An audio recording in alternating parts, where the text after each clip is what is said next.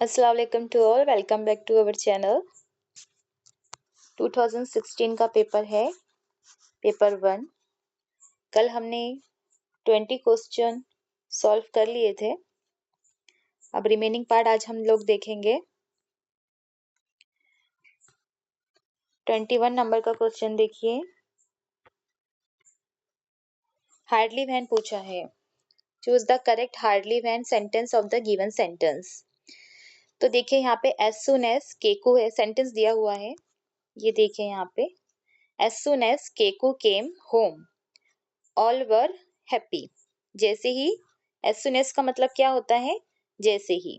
ठीक है, as soon as means जैसे ही केकुक आया घर पे सभी क्या हो गए, लोग खुश हो गए। तो हमेशा याद रखिएगा कि जो हार्डली व्हेन होता है ना, हार्डली के साथ में हमेशा हैड आता है। ठीक है, पास्ट परफेक्ट टेंस का वर्ड आता है, helping word. Past perfect tense का हेल्पिंग वर्ब आता है हैड। किसके साथ में? हार्डली के साथ में। Always remember this. हार्डली जो है एक निगेटिव वर्ड है। हार्डली मीन्स बड़ी मुश्किल से। और जब सेंटेंस में एज सून एज रहा, नो सूनर रहा, तो उनको रिमूव करके हार्डली लगाया जाता है। ठीक है, समझ आया? हार्डली कब लगाया जाता है? एज सून एज को रिमूव करके। एज सून एज और हार्डली का मतलब ही एक होता है। हार्डली एक निगेटिव सेंस में है। तो यहाँ पे क्या हो जाएगा? Third, first option is right है यहाँ पे। Hardly had, 1 minute, hardly had Keku come home when all were happy. अब देखिए यहाँ पे कॉमा है, कॉमा को रिमूव करके व्हेन लगाएंगे। कॉमा वहां खुद ही दिया हुआ है, एज सुन एज को रिमूव करके हार्डली लगा लिया। और यहाँ पे देखिए ये जो केम है, ये जो केम है, कम क्या है? V1 है, वर्ब का फर्स्ट फॉर्म है। और जो केम है वो वर्ब का सेकंड फॉर्म है। लेकिन वर्ब का थर्ड फॉर्म क्या है? कम ही है। कम, केम, कम, इस तरह से होता है। तो हेड जो है वो पास्ट परफेक्ट टेंस का वर्ड है, तो उसके साथ V3 आता है। पास्ट परफेक्ट टेंस में क्या आता है? हेल्पिंग वर्ब प्लस V3, इसलिए यहाँ पे कम आया है। ये V1 नहीं है, ये V3 वाला केम है, सॉरी कम है। तो देखिए यहाँ पे सेंटेंस को, सेंटेंस कौन सा सही है हमारा? राइट है, फर्स्ट वाला। Hardly had Keku come home when all were happy. ठीक है, 22 नंबर का देखिए। Choose the appropriate alternative to fill in the blanks. यहाँ पे क्या करना है आपको? एक सेंटेंस दिया हुआ है, उसमें आपको करेक्ट हेल्पिंग वर्ब यहाँ पे डालना है। देखिए यहाँ पे सेंटेंस जो है इफ से शुरू हुआ है, तो ऑलवेज रिमेम्बर इफ से शुरू हुआ है। तो ये यहाँ पे देखिए ऑप्शन में वुड नहीं है, यहाँ पे विल है, तो विल नहीं आता, वुड आता है इफ के साथ में। ये वुड है और ये ऑप्शन में वुड है। तो देखिए यहाँ पे ये वुड मिस दिया हुआ है, वुड मिस दिया हुआ है। और यहाँ पे जो है हमारा हेड है, तो मिस का यहाँ पे थर्ड फॉर्म होना चाहिए था, मिस्ड होना चाहिए था। तो यहाँ पे आपको सेंटेंस में मिस्ड दिख गया है, तो ये वैसे ही एलिमिनेट हो गया ये option. This option is also delete. यहाँ पे देखिए ये वाला भी गलत है, तो ये वाला आंसर हमारा सेकंड ऑप्शन सही हो जाएगा। तो इफ के साथ में हमेशा सेंटेंस में क्या आएगा? वुड आएगा और वर्ब का थर्ड फॉर्म। सेंटेंस में रहा तो इसलिए सेंटेंस में हेड है, तो इसलिए वर्ब का थर्ड फॉर्म लिए। ठीक है, अब यहाँ पे सेकंड वाला ऑप्शन राइट हो जाएगा। 23 देखिए, ये सेंटेंस क्या हो जाएगा मैं आपको बताती हूँ। If Kedarnath had gone away we would missed. अगर केदारनाथ चले गए होते तो हम उन्हें याद करते। 23 देखिए। Choose the correct not only but also if the of the given sentence. The boys let out, ये वाला यहाँ पे, the boys let out a hurrah and started jumping about. अब यहाँ पे द बॉयज के बाद में ना फ्रेज दिया हुआ है, और फ्रेज कौन सा है? वो लेट आउट हुर्रा। ये एक फ्रेज है, अपने आप में एक मुहावरा है। इसका मतलब क्या होता है कि let out a hurrah means जोर से खुशी से नारा लगाना, एक्साइटमेंट फीलिंग बताना। ठीक है, तो उसने क्या, बॉयज ने क्या किए, जोर से नारा लगाए और जंपिंग आउट, और जंप करना शुरू कर दिए। तो यहाँ पे थर्ड वाला ऑप्शन देखिए, the boys not only let out a hurrah but also jumping about. The boys के बाद में जो फ्रेज है, तो फ्रेज से पहले नॉट ओनली लगता है, और फ्रेज के बाद में जो एंड दिया हुआ है, एंड को रिमूव करके एंड का मतलब ही बट ऑल्सो होता है। उन्होंने ना जोर से नारा लगाया, बल्कि ना सिर्फ, और नॉट ओनली मतलब ना सिर्फ, उन्होंने ना सिर्फ नारा लगाया जोर से, बल्कि जंप भी किया। तो बट ऑल्सो का मतलब क्या होता है, बल्कि।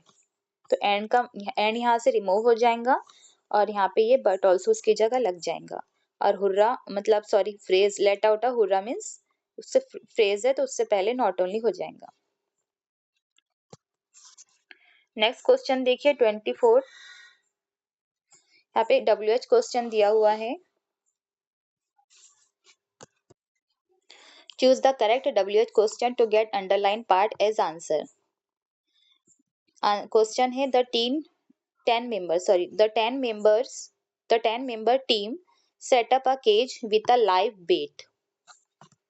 ये आपको यहाँ पे क्वेश्चन दिया हुआ है, इसका आंसर आपको WH क्वेश्चन में बनाना होगा। तो क्या किया उन्होंने, 10 मेंबर्स टीम ने क्या किया था, सेटअप किया था केज, एक पिंजरे को सेटअप किया, और उसके अंदर अ लाइव बेट की मीनिंग क्या होते हैं, मतलब कोई क्रिएचर लगाया था उन्होंने। केज के पिंजरे के अंदर क्या डाला था, कोई तो भी टाइगर हो गया या फिर क्रिएचर हो गया, यहाँ पे कोई भी एनिमल लगाया होगा उन टीम मेंबर्स ने। अ लाइव बेट मीन्स ऐसा कोई जैसा टाइगर, लॉयन, बर्ड रखा होगा उन्होंने, या फिर स्मॉल फिश भी होते हैं इसके मीनिंग। तो उन्होंने पिंजरे में कोई बर्ड डाला होगा। तो यहाँ पे अ केज के नीचे अंडरलाइन दिया हुआ है, तो सिंपल है, यहाँ पे व्हाट से हमारा सेंटेंस शुरू होगा। ठीक है, तो इसका आंसर क्या हो जाएगा, what did the 10 member team setup with a live bet. अब क्वेश्चन मार्क भी लगेगा। अब आप बोलेंगे मैडम यहाँ पे डिड का इस्तेमाल क्यों हुआ है, तो ये जो सेटअप है, सेटअप की मीनिंग होते हैं, ये फ्रेज है अपने आप में, और ये जो कौन सा फ्रेज है सेटअप, ये पास्ट टेंस का फ्रेज है, मुहावरा है। मतलब सेटअप करते हैं ना हम लोग, ऑर्गेनाइज करते हैं चीजों को हम लोग अरेंज करते हैं। ठीक है, तो सेटअप की मीनिंग होते हैं प्रिपेयर करना, डेकोरेट करना। तो यहाँ पे फर्स्ट वाला ऑप्शन राइट है, डिड इसलिए आया है। लास्ट वाला देखिए, choose the correct active voice sentence from the given sentence. अब यहाँ पे आपको ये जो फोर्थ ऑप्शन दिए हुए हैं, इसके अंदर से आपको एक्टिव वॉइस चूज करना है। 3 जो है वो पैसिव वॉइस होंगे इसके अंदर, और एक ही जो ऐसा ऑप्शन आपको सर्च करना है जो एक्टिव वॉइस हो। फर्स्ट देखिए, some children were given money. अब ये यहाँ पे देखिए, वर भी है, हेल्पिंग वर्ब भी है, और V3 भी दिया हुआ है। ठीक है, तो ये हमारा पैसिव वॉइस है, नॉट एक्टिव वॉइस, ये पैसिव वॉइस हो गया। I will miss out on a few people, इसको बाद में देखते। क्रिकेट देखिए, यही वाला आंसर है हमारा second. Cricket had been played for India. अब यहाँ पे देखिए, हैड भी आया है और बीन भी आया है। तो चेंदा वॉइस में जो पैसिव वॉइस बनाते हैं, तो उसके अंदर हैड के साथ में हम लोग क्या लगाते हैं, बीन लगाते हैं पैसिव वॉइस में। एक्टिव वॉइस में बीन नहीं होता, एक्टिव वॉइस में बीन नहीं होता, ये वाला वर्ड, ये हमेशा पैसिव वॉइस में होता है। तो third option is also passive voice. Fourth option देखिए, Keku was sent to Latur for higher education. तो केकू को कहाँ भेजा गया, लातूर भेजा गया फर्दर स्टडीज के लिए।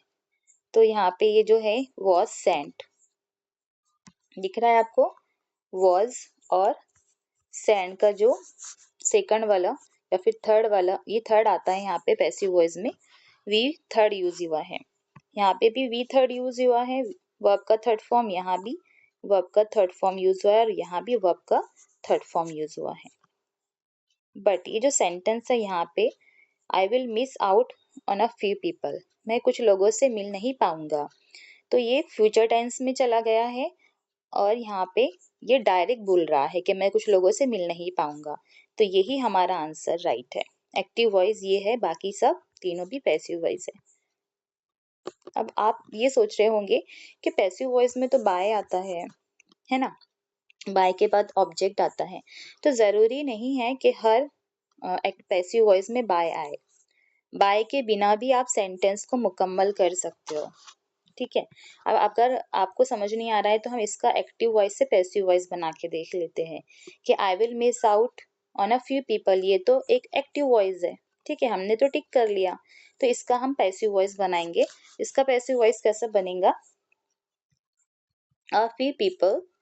अब देखिए यहाँ पे अ फ्यू पीपल, ये जो ऑब्जेक्ट है ये पहले आ जाएगा, अ फ्यू पीपल। अब हेल्पिंग वर्ब विल बी लगता है पैसिव वॉइस में, विल के साथ बी लगता है। अगर यहाँ बी होता, इस तरह से सेंटेंस दिया हुआ होता, तो ये एक्टिव वॉइस हमारा नहीं होता। विल बी मिस्ड, बस हो गया complete, will be missed out. और अगर आपको बाय लगाना है तो क्या लगता था आउट के बाद, ऑन बाय मी, आई का क्या हो जाता है, मी हो जाता है। तो सेंटेंस पूरी तरह से कैसा होगा, अ फ्यू पीपल विल बी, इसका हम चेंदा वॉइस बना रहे हैं, ठीक है, और पैसिव वॉइस बना रहे हैं। A few people will be missed, be के साथ में वर्ब का third form will be missed out on by me. इस तरह से ये सेंटेंस बनेगा।